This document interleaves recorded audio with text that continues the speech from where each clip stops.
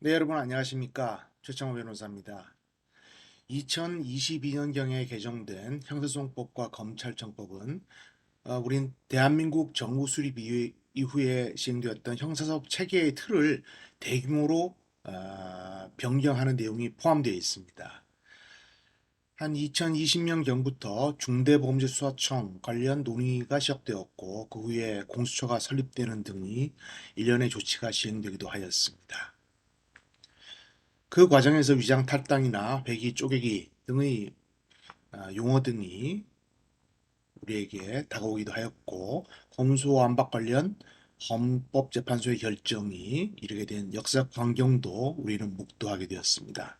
그 후에 대통령령인 수사준칙에 나타난 등의 범위와 관련해서 논란이 있었고 검사의 수사 범위 개정에 대한 정당성 여부가 논란이 되기도 하였습니다. 저는 개인적으로 그러한 법률 개정 논의가 있을 때 검사의 직접 수사의 총량을 줄이고 어, 그 대신에 수사 지휘권을 유지하는 것이 바람직하다라는 그런 생각을 가지고 있었는데 개정 논의가 시작되자 좀 이해하기 어려운 절차를 거쳐서 현재 이 상태에 이르게 되었습니다. 지금 현재 볼 때 과연 그 당시에 형사소송법이나 검찰청법의 개정이 국민의 기본권 보장을 위한 개정이었는가 하는 그러한 의문이 있기도 하고 반드시 긍정적인 대답을 하기는 어렵지 않겠는가 하는 그런 생각을 합니다. 모든 법률의 재개정에는 장단점이 있다고 할 것입니다. 반드시 좋은 것만 있고 반드시 나쁜 것만 있기도 하고 뭐 그렇지는 않을 것 같은데 종래에는 형사소송법 교과서에서 검사가 수사, 공소, 제기, 유지 및 그 집행에 있어서 중추적인 역할을 담당하고 수사의 주재자이며 준사법기관의 역할을 하고 있다라는 식으로 설명을 하여 왔습니다. 일반적으로 고소사건은 약 20% 정도가 기소되고 80% 정도가 불기소되는데 비법률과에 의해서 80%의 사건이 조국 처분된다, 불송치 결정이 된다는 것이 바람직한 것인지에 대해서는 조금 의문을 가지지 않을 수가 없습니다. 주요 내용에 대해서는 여러분이 다 아실 테니까 몇 가지 쟁점에 대해서 말씀을 드리도록 하겠습니다. 그 이전에는 정권 송치라고 해서 경찰이 수사한 모든 사건을 검찰로 송치하여야 했습니다. 그런데 그와 같은 정권 송치에 있어서는 불필요한 중복 수사가 이루어지고 시간이 지체된다. 그러한 논리로 인해서 법률 개정이 필요하다. 라는 논의가 있었는데 실제로 법률이 개정되고 나서 수사가 신속해졌다. 라는 견해를 밝히는 법률가들은 거의 없는 것 같습니다.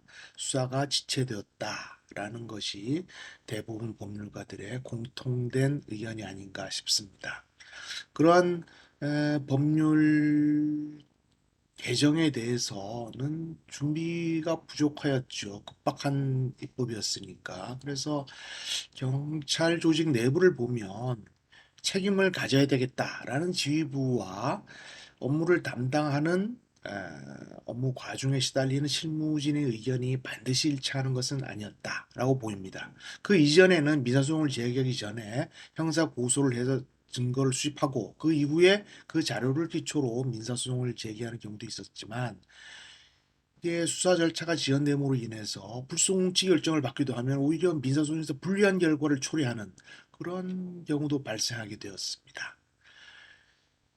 한편 초동 수사를 하는 경찰의 사건 결정에 대해서는 기소 의견으로 송치를 하는 경우도 있고 불송치 결정을 하는 경우도 있는데 기소 의견으로 송치하는 경우에는 검찰에서 보안 수사 요구 ask를 request나 demand를 하는 것이고 불송치 결정에 대해서는 재수사 요청이라고 ask 단순히 부탁하는 이런 형태의 이원적인 조치를 구상하고 있습니다.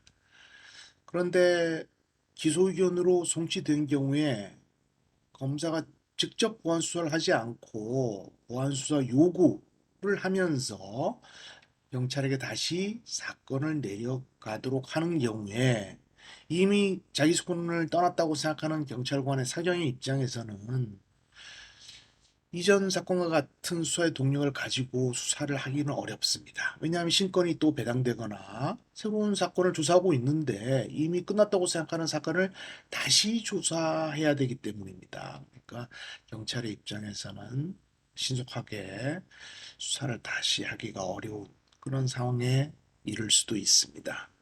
한편 불송치한 사건에 대해서는 검찰이 새로운 창의력을 발휘해서 기록을 철저하게 검토할 것인가 하면 꼭 그렇게 할 동인이 있다고 보기도 어렵죠. 왜냐하면 통상 불송치 사건에 대해서는 인권보호부에 있는 부장검사가 담당하는데 검찰 인사에 있어서 보직 부정을 하다가 부장검사로 되면서 한직으로 인사 불이익을 입었다고 생각하는 인권보호부의 부장이 그렇게 성의를 다해서 기록을 검토할 것인가에 대해서 타기관의 일인데 지휘를 받는 기관도 아니고 자기 사건이라고 보기도 어려운데 열심히 할 것인가 하는 그런 의문이 없지 않습니다.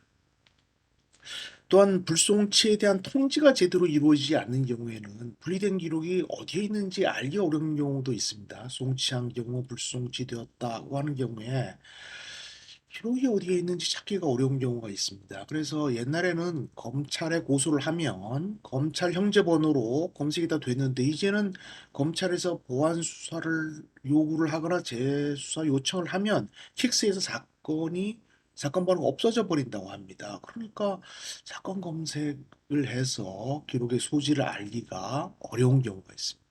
그 실무상으로 경찰서나 검찰청에 전화를 해보면 연결이 되지 않는 경우도 굉장히 많습니다. 경찰 사경 같은 경우에는 당직을 서고 퇴근했습니다. 뭐 이런 얘기도 많이 하고 검찰청에는 ARS만 나오고 또뭐 사건 번호를 모르니까 소재를 찾기가 실무상 쉽지 않습니다.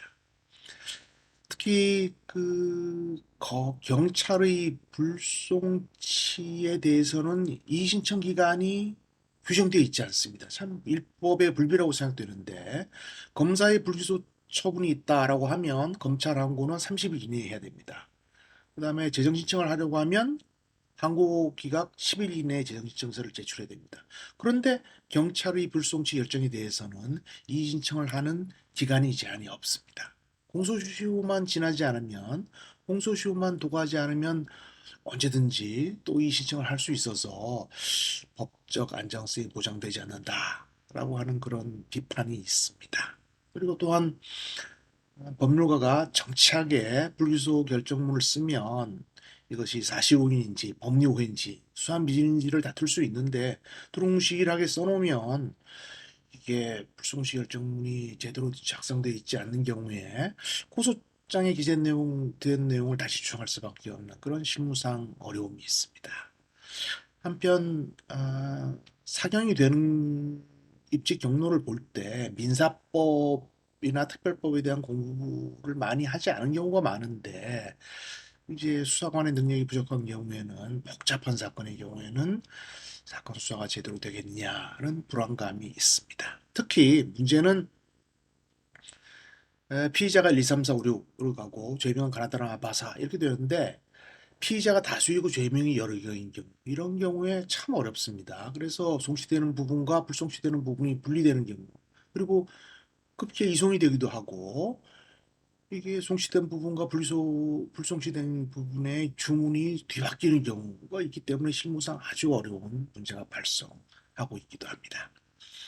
한편 검찰청법 4조 2항에서는 검사는 송치 사건을 제외하고 자신이 수사 개시한 사건의 범죄에 대해서는 공소를 제기할 수 없다라고 되어 있기 때문에 검사는 옆방 검사의 이름을 쓰거나 부장 이름으로 기소를 할 수밖에 없게 됩니다. 그러니까 명의 대여를 하게 되는 것이죠. 그런데 이와 같이 검사가 자기가 인지한 사건을 그냥 기소하는 경우에는 형사법에 따라서 공소제기 절차가 법률 규정에 위반하여 무효인대에 해당하므로 공소기각 판결을 선고받게 됩니다. 그런데 공소기각 판결이 일사부재 효력이 없습니다. 일사부재 효력이 없기 때문에 검사가 나중에 다시 기소할 수 있습니다. 그러면 결국 절차의 지체만 초래하는 것이지 별 의미 없는 규정이 아닌가 하는 그러한 의문이 들기도 합니다. 이제 이렇게 경찰의 업무가 과중되고 검찰의 업무가 축소되었으면 인력 재배치를 해야 되는데 검찰 얘기를 들어보면 그게 조금 시간이 지났을 뿐 결코 업무가 경감된 것은 아니다라고 합니다. 그러면 검찰의 업무는 줄어들지 않고 경찰의 업무는 늘었다면 이 제도가 제대로 된 제도인가 하는 그러한 의문이 들기도 합니다. 이런 사정을 몇 가지를 종합해 보면 과연 이러한 형소법과 검찰청법의 개정이 국민의 기본권 보장을 위하여 시행된 것인가, 개정이 되었는가 하는 그러한 의문을 갖지 않을 수 없고 문제가 된 부분에 대해서는 신속히 개정하는 것이 필요하지 않을까 이런 생각이 됩니다. 2024년은 대한민국의 형사정법이 제정된 지 70년이 되는 해입니다. 어떠한 제도든지 장단점도 있고 문제점이 있을 수도 있지만 미세 조정으로 일부 규정을 변경하는 것은 모르겠지만 특별한 사정이 없는 한 단기간 내에 종전 제대로 복귀하는 것은 어렵지 않겠는가 하는 그런 생각도 듭니다. 특히 고발인의 이 제기권이 묵살되고 삭제되어서 고발을 한 사람은 이의를 제기할 수 없다는 것 이것도 문제로 많이 지적되고 있습니다. 아까 말씀드린 대로 이의제기권의 규정이 없는 것 이런 것들은 좀 시정되어야 되지 않을까 개정되어야 되지 않을까 하는 그런 문제점을 가지고 문제의식을 저는 가지고 있습니다. 형소법 제정 70주년이 되는 2024년을 맞이하여 형소법 및 검찰청법에 대한 깊은 연구가 있어야 될 것이고 이에 따른 문제점이 있다면 지정해서 국민의 기본권을 보장하는데 소홀함이 없도록 하는 그런 조치가 시행되기를 바랍니다. 감사합니다.